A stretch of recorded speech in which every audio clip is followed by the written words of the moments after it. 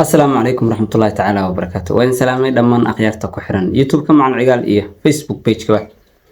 مقال كان ما أنتو حكوا سبسين يا هاي سيدا هوري يمكنوا ودا يجيبه صدح حقيقة نولاد أو أي واجب كوكتهاي أما قصب كوكتهاي إناد أقبل شيء لما أنت waxaan leenahay أهداف iyo riyooyin aan ku taamayno in aan mar un xaqiijino xaqiiqooyinka inta badan kuma habboona guulaheena oo dadku badanaa ma jecla in laga warramo waxyaabaha xaqiiqada nolosha taabanaya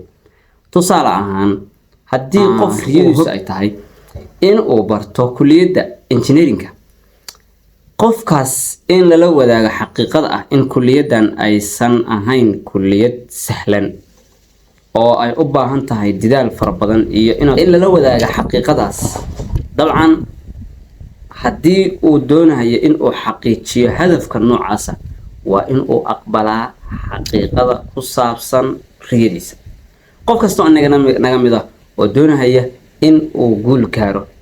waxaa qasab ku ah in uu aqbalo saddexdan xaqiiqo ee aan kula wadaagayo xaqiiqada koowaad waxa weeye waa xaqiiqada ku saabsan isbedelka qof kasta oo doonaya in uu horumar sameeyo ama bulsho kasta oo doonaysa inay horumar sameyso ama dal kastaba number 1 waxa uu ah isbedel qof kasta oo doonaya in uu guul xaqiijiyo oo uu ka tilaabsado meesha maanta uu joogo ee uu gaaro meesha uu ku taamayo qodobka koowaad ee hortaaga waxa weeye in uu aqbalo xaqiiqada isbedelka in uu bixiyo qiimaha uu ugu fariisanayo isbedelkaasi oo waxa la yiraahdaa haddii aad doonaysid in aad gaartid meel aadan weligaa gaarin waa inaad noqotaa qof aadan weligaa noqon haddaba in la aqbalo xaqiiqada isbedelka maxaa faa'iido ah oo ku jira faa'iidada ugu weyn oo aan ku soo koobay muuqaalkan waxa weeye in qofku isbedelka aqbalo wuxuu kaga badbaadayaa niyad jabka degdega ah tusaale haddii aad bilowdid ganacsi dabcan ganacsigaas waa kugu cusub yahay sida loo shaqeynayo qaabka aad hawshan u kala maareynaysid waxyaabaha qaabka bulshada aad uga dhaadhicinaysid dhammaan ganacsigaas aad bilowday dhammaantiis waa kugu cusub yahay adiga marka waxaa laga doonayaa inaad aqbashid isbedelka ku saabsan inta aad kala qabsanaysid ganacsigan haddii marka isbedelkaas aadan aqbalin waxaa kugu dhacaya niyad jab degdeg ah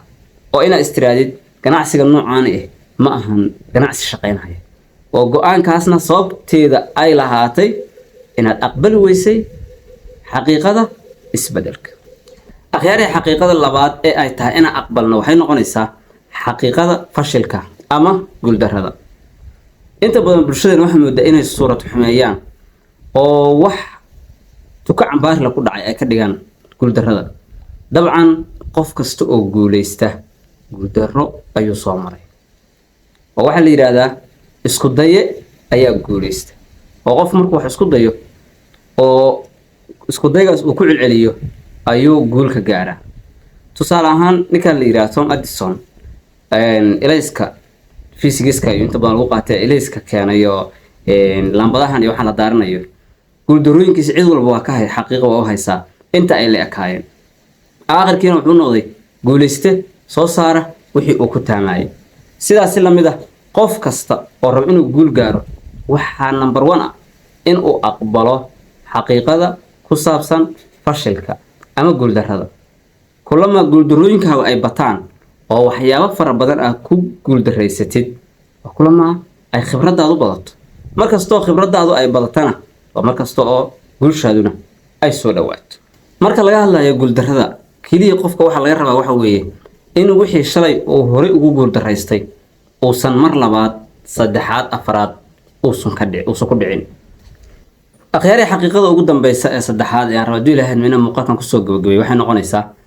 xaqiiqada ah in aadan qof walba raali gelin karin inta badan rabitaanka bini aadanka waa wax uu ku farxo inuu helo halka waxyaabaha diidmada ahna ay u keenaan xanuun taas waa sida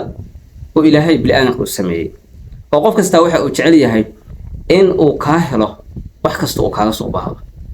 halka waxyaabaha qaar marka diididna ayaa in qofka is cuqdadeeyo laakiin inaad ku riyootid inaad cid walba raali gelisid waxaad ka tilaabsanaysaa oo aad diidaysaa inaad aqbashid xaqiiqada ah in aadan cid walba raali gelin karin. kaliya waxaa lagaa doonaya waxa weeye in adigu naftaada aad raali gelisid, in rabbiga aad raali gelisid, in waxa adiga aad doonaysid oo guulo ah dhib kasto oo martid iyo wada kasto oo mari kartid in adigu aad u martid wadadaas. haddii marka ciddii kula mari karta oo isku asxaabatiin isku bulshaatiin waa isla maraysiin, ciddii kalena ha isku dayin inaad qancisid cid aadan qancin karin. haddaba ugu dambeynta halkan nala soo gaartay waa maasan tahay. waxaan rabaa inaan shaaciyo barnaamij cusub haddii lahayn YouTube-ka iyo Facebook-ka kusoo kordhiyay oo la yiraahdo xog iga dahsoon. barnaamijkan xog iga dahsoon wuxuu ku saabsan yahay wax alla wixii su'aalo dhalinyarada muuqaaladeeda daawata ay ka qabaan arrimaha waxbarashada, ganacsiga, dhaqaalaha iyo horumarinta shakhsiga. in wax alla wixii su'aalo ay ka qabaan ay muuqaaladeeda commentiga igula wadaagaan, aniguna hadduu ilaahay inuu su'aalahaas aan jawaab ka soo diyaarin doono. السلام عليكم ورحمة الله تعالى وبركاته.